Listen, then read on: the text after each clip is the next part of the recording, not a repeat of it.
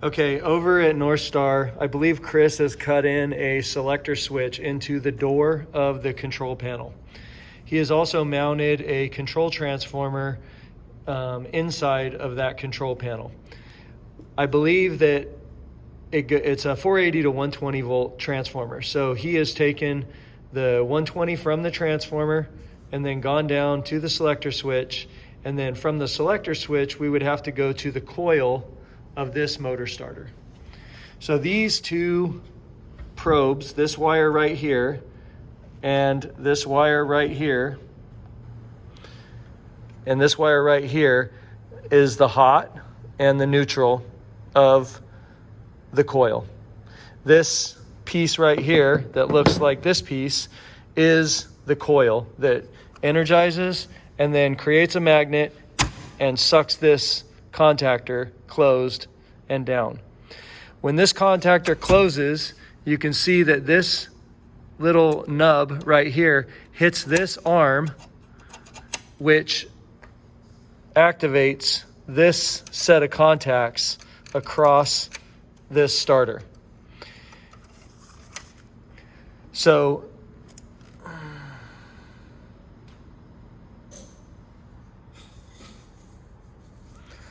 really, because we don't have a holding circuit, we're not using a start and a stop. We're just flicking a selector switch and this guy is just going to run. We don't need this wire from this set of contacts to here. We need to get the wire from the selector switch right here to the coil, which is to this point right here. Now, Kelly, hold that. So now this coil right here, you can see is a 480 volt coil, right? We have a 120 volt coil.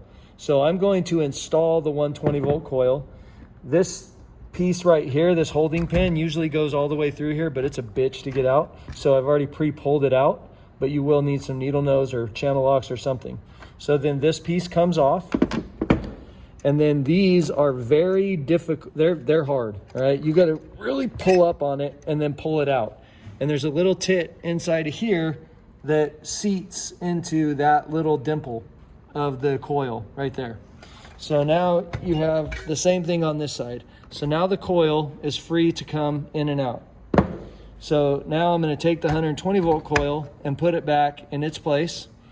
And then I'm going to reseat this and make sure that it stays on there. And then I'm going to reseat that one and make sure that it stays on there. So now the 120 volt coil is set in place, and we're going to take the other half of the contactor and this little pin right here and shove it all the way back through. So now when we come off of the selector switch right here and we go to the coil right here, that's going to give the coil power. Now the neutral is on the other side of this coil, and it needs to go to the overload relay, which is in where the overload heaters are. So what happens is the motor current goes through the phase conductors. It heats up an element, and that element looks something similar to this, and it's two dissimilar metals. So as it reaches a certain temperature, it's going to open up and it's going to drive a little shaft over, which is going to open this set of contacts right here. Now these contacts go straight across one another. These contacts for the normally closed go top and bottom of one another.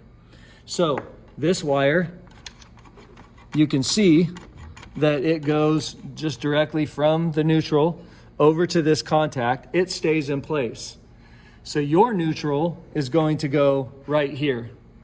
And then if the motor heats up and it operates and it pops the overload relay over, it's going to open this normally closed set of contacts, and that's going to shut the system down because you're no longer going, this set of contacts is this set of contacts right here. And so if the motor sees too much current, it's going to open, and it's going to open that. And then because there's now no neutral, it's going to drop the coil out and the motor's going to stop. Now, this little yellow indicator button says tripped, okay? there's a little white doodad down here that causes it to trip. So as the mechanical mechanism comes over, it's going to be really hot. And so because it's thermal expansion, it's going to expand and it's going to operate that little white thing and it's going to trip it. Now you're not going to be able to reset this right away because it's thermally opened, right? It's open because it's hot and it's expanded. So it has to wait to cool down before you can push this button back to set it in place. So that little yellow dot is not gonna pop back down. You may push it and like it'll feel like it's stuck, and that's because it's not cooled down enough in order to do it. Now I have this set down at 90%. There's a 90, 100, and 110% setting.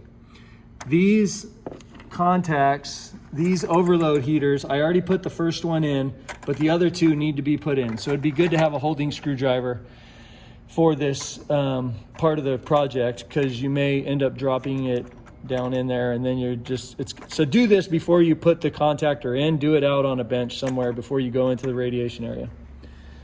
If this does trip, then you would move this up to 100, probably let the motor cool off for 15 minutes before you restart it, and then try it again, and then see if it see if it trips again. These set of contacts are good from like 60, or this set of heaters is good from like 65 amps up to 74 amps. And so I'm thinking we want to be at 69.9 amps. So I put this at 90%, trying to reduce it down closer to that 69.9 amp mode. This is a size 4 starter, I believe. Size 4 starter. The starter that's in the cabinet right now is a size 3, but I've been told by the manufacturer that it has the same footprint. So there should be no problem with that. The thing that you'll want to be, because this had a 480 volt coil previously, we would be looking at this scenario. So the power from the 480, it's basically single phase 480 that is controlling the coil. The motor's 3-phase, totally separate, but this is 480. So it's getting its 480 from the line side sets of contacts. So this one looks like it's cut off. So I would assume that that phase of the 480 went to a selector switch or a start button, and then it went from there through its things and came over here on this other side. It probably had a start and a stop, so it was using these holding contacts. And then from those holding contacts, went up to the coil, pushed the start button, it locks in the sealing circuit, makes the coil run, right? And then the neutral, it's not a neutral, right? It's 480, so it's the other phase leg, L2, just like a 240 volt light fixture or a 240 volt light fixture or a 208 volt light fixture. You're basically using 2 hots. Well, you're basically using 2 hots with the 480. So that 480 then goes, from the coil, and then it also has to go through the overload relay, and then it goes back to L2. So you can see that this wire on L2 is up here on the 480 volt side, okay? And that's how it gets its 480. So you've got the L1 480 and you've got the L2 480, and then that goes through the coil, causes the contactor to shut and then open up if you push the stop button. But this, you can see that this wire is just kind of willy-nilly right here, and it would have gone right here where the neutral would have gone on the 120 volt circuit. So this will need to be removed because we're not using 480 volt controls. We're hoping to use the 120 volt that Chris has set up in the panel. But if for some reason that transformer is not getting enough power, or it's under voltage and this thing is still not sealing in, then we're gonna scrap the 120 volt stuff, and then we're just gonna go basically 480 from here to the selector switch, from the selector switch back to the coil. So again, this wire goes away and your selector switch would come directly right here. And then you're gonna go through the coil, over here to the overload relay. The overload relay, this normally closed set of contacts right here, absolutely has to be intact. Otherwise, the motor will just burn up and it will never trip the relay and go out. So the other half of your 480 would then come in over here. So you may just want to save this cute little jumper right here, just in case we have to go through the 480. This is the simplest circuit. It's basically a light switch that's turning on a light with a little bit of protection in it. That's all built in right here. I hope that is clear.